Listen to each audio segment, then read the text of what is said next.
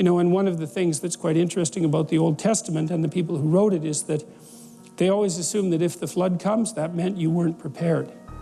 If that's the rule, right? It's like the a priori axiom.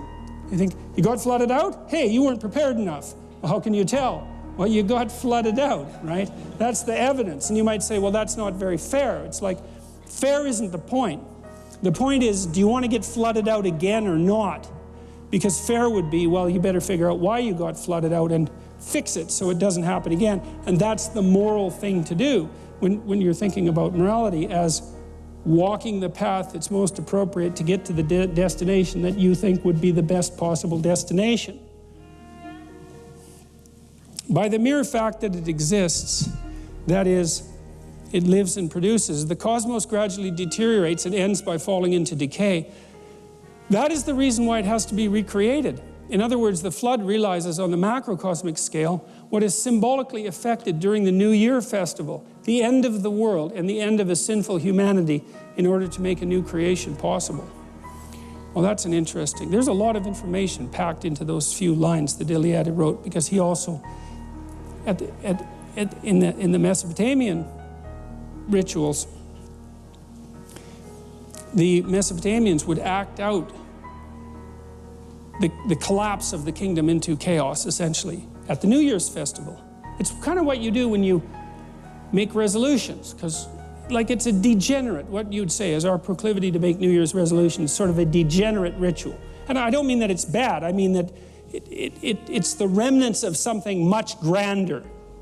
So the idea was, well, the Mesopotamians would take their emperor outside the city, the walled city, and once a year, and they would make him kneel, and they'd take off all his king clothes, and then they'd whack him with a glove, if I remember correctly. The priest would do that, and then they'd make him recount all the ways that he wasn't being a good emperor that year. He wasn't being a good Marduk, because that was who he was supposed to be on earth, and that's the guy with eyes all the way around his head, speaks magic words and transforms chaos into order. That's what the emperor is supposed to do.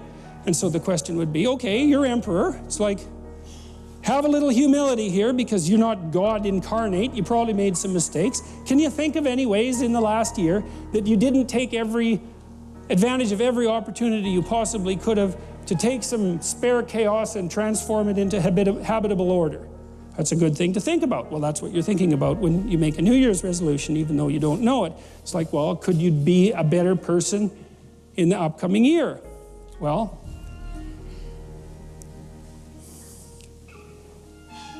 you can imagine the flood, and then you can set yourself straight, and then you can prepare for it. And that means maybe you can stave it off, but it also means that maybe even if you don't stave it off, you can ride it out. And that's actually the story of Noah. Because what happens with Noah is that he can see that things are not good, and that there's a flood coming. And God is maybe letting him know. And it says in the story that Noah walked with God. Remember, and that's what Adam did before he got all self-conscious about the whole thing. He walked with God. We'll talk about that more next time. But what that would mean maybe is because Noah was straight, and he put himself together, and his familial relationships were good, because it also says that his antennae were working. And he could see a little farther into the future than someone whose vision was completely obscured by fog and chaos. And he could tell that things were not going to go well. And so he prepared for it.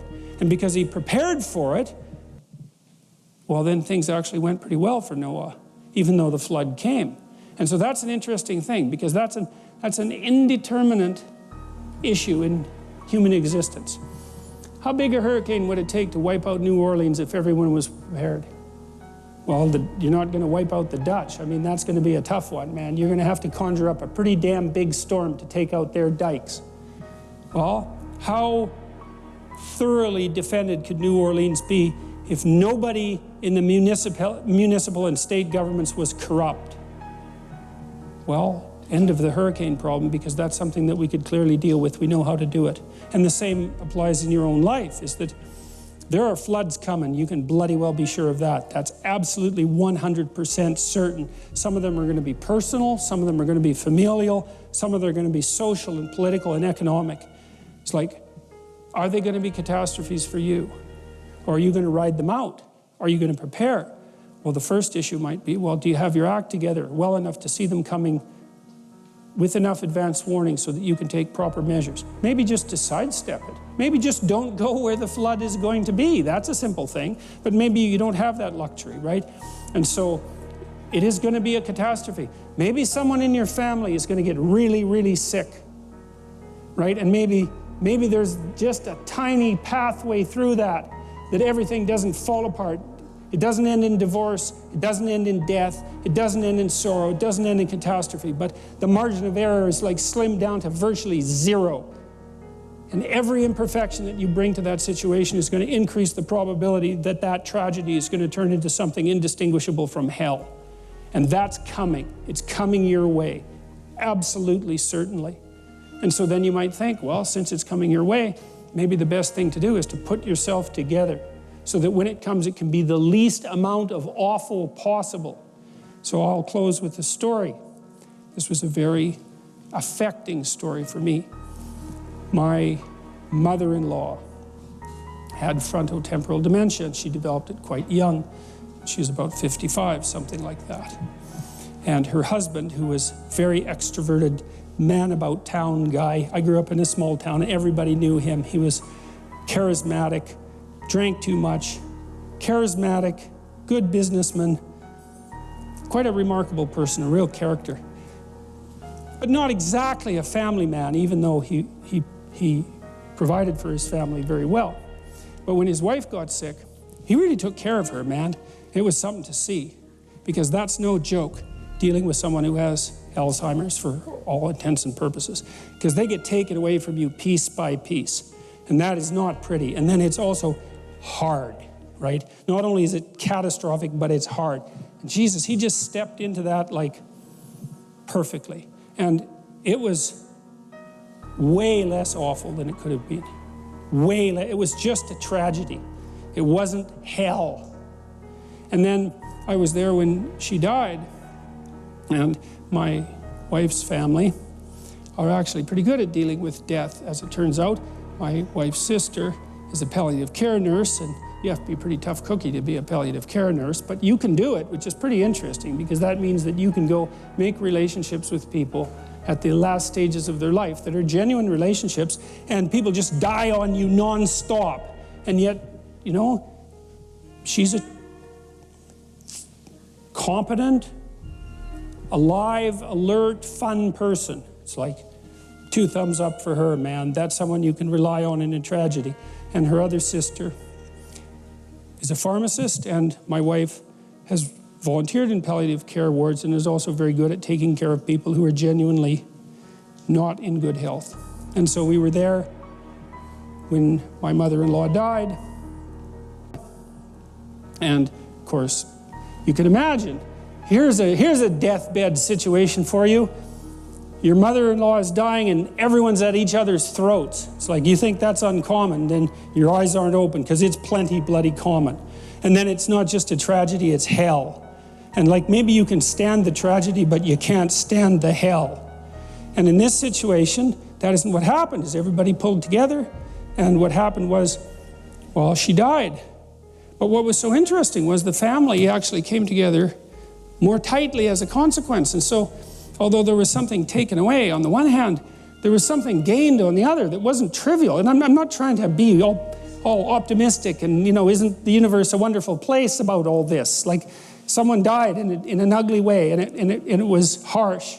But God, it was a hell of a lot better than it could have been, and maybe it was good enough. That's the thing, you know, is that this is something that I constantly wonder, is that if people did what they could to speak the truth and pay attention, then maybe the tragedy that's part of life wouldn't have to deteriorate into the unbearable hell that doesn't have to be part of life.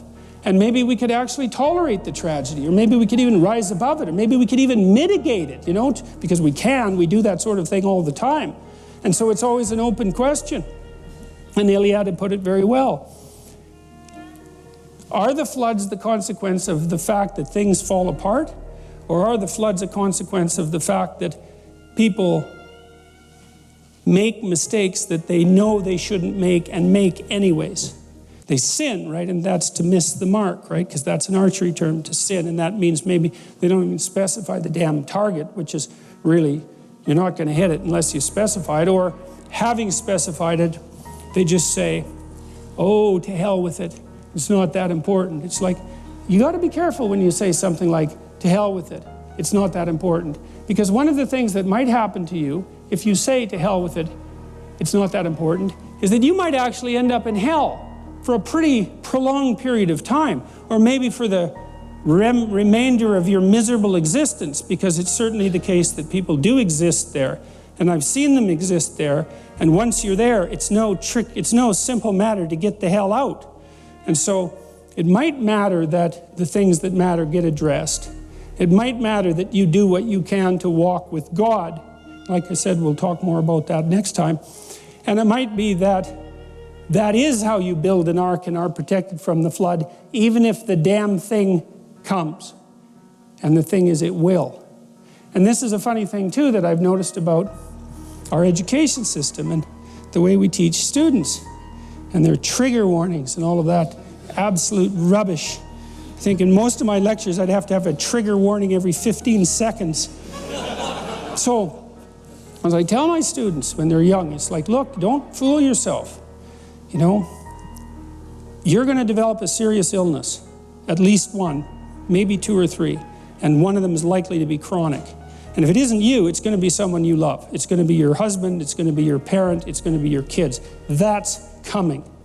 And so is a lot of death and pain.